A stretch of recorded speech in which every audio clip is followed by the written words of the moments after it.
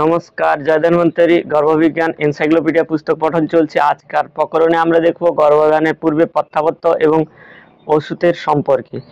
পথ্য: স্বামী-স্তস্থ ঘৃতের প্রয়োগ মাসিক সম্পূর্ণ হলে দ্বিতীয় দিন থেকে সম্পূর্ণ পুরো মাস পতি-পত্নী দুজনকেই সেবন করতে হবে। এই ঔষধি প্রয়োগের সময় এই অন্তরালে পতি-পত্নীকে নিয়ম অনুযায়ী ব্রহ্মচর্য পালন করতে হবে। এর সাথে সাথে বীর্যবর্ধক এবং মাসিকের গর্ভধারণের জন্য প্রশস্ততাবর্ধক আহার বিহার সেবন করতে হবে।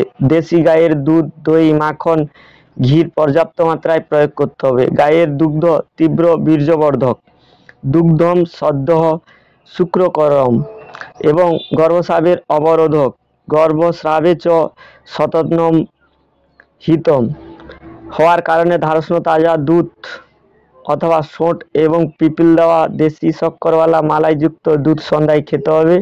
দুধের বিবিধ মিষ্টি সেবন করুন। গায়ের মিষ্টি দই দুপুরে মধু, ঘি, শক্কর এবং আমলা চূর্ণ দিয়ে সেবন করুন।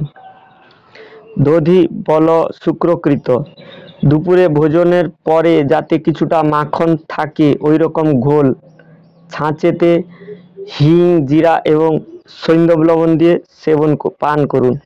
গায়ের দুধ বা দই থেকে বের হওয়া তাজা মাখন অত্যন্ত বীর্য বৃদ্ধিকারক। নবনীতম হিতম গব্যং বৃষম: গায়ের ঘি বৃষ এবং জঠরাগ্নিকে প্রদীপ্ত করে, তাই ঘৃতে তৈরি বিভিন্ন মিষ্টি সেবন করুন। গব্য ঘৃত বৃষম অগ্নিকৃত: কালো তিলের তেল বীর্যবর্ধক, গর্ভধারণের জন্য উত্তম। এই জন্য অন্য তেলের স্থানে কালো তিল তেল সেবন করুন।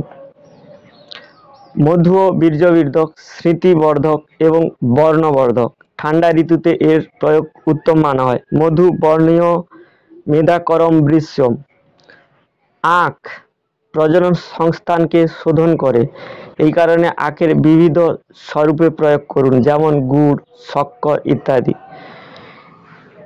গরম করা ফুটন্ত জল ঠান্ডা হওয়ার পর আবশ্যকতা অনুসারে উশির, পাটলা পুষ্প এবং মুক্তাভস্য দিয়ে পান করলে বীর্য বৃদ্ধি হয়।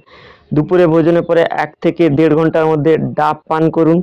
ডাবের জল মূত্র এবং প্রজনন সংস্থানের শুদ্ধিকরণ করে থাকে।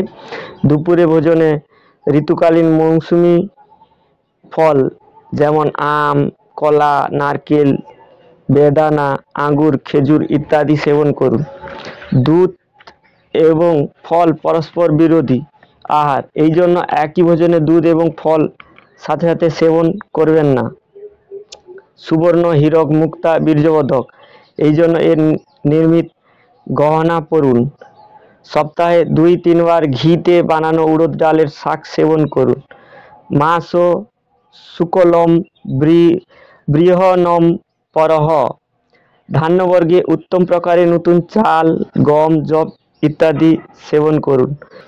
সবজিতে পটল, কুমড়ো, লাউ, বেগুন, জীবন্তী আদি ধাতুবর্ধক সবজি সেবন করুন। ভোজনে খিচুড়ি, ভাত, দলিয়া, পিঠে, মালপোয়া, উড়দ ডালের বড়া, জিলেপি, শ্রীখণ্ড ইত্যাদি সেবন করুন। সাধারণ লবণের স্থানে সৈন্ধব লবণের প্রয়োগ করুন। প্রাতঃ ব্রাহ্ম মুহূর্তে জাগতে হবে, রাত্রে উচিত সময়ে শুয়ে যেতে হবে, দিনে ঘুমানো যাবে না। ব্রাহ্ম মুহূর্তে উত্তিষ্ঠেৎ: প্রতিদিন সকালে সন্ধ্যের সময় স্নান করে পূজা অর্চনা করুন। দীপনম বৃষম আয়ুষম স্নানম: মধুর রস প্রধান আহার ধাতুর শক্তি প্রদান করে। মধুর রস ধাতু নাম প্রবলম বলম। আজ এই পথ্য সম্পর্কে জানলাম। আগের প্রকরণে দেখব অপথ্য অর্থাৎ ত্যায্য আহার সম্পর্কে। নমস্কার। জয় ধন্বন্তরী।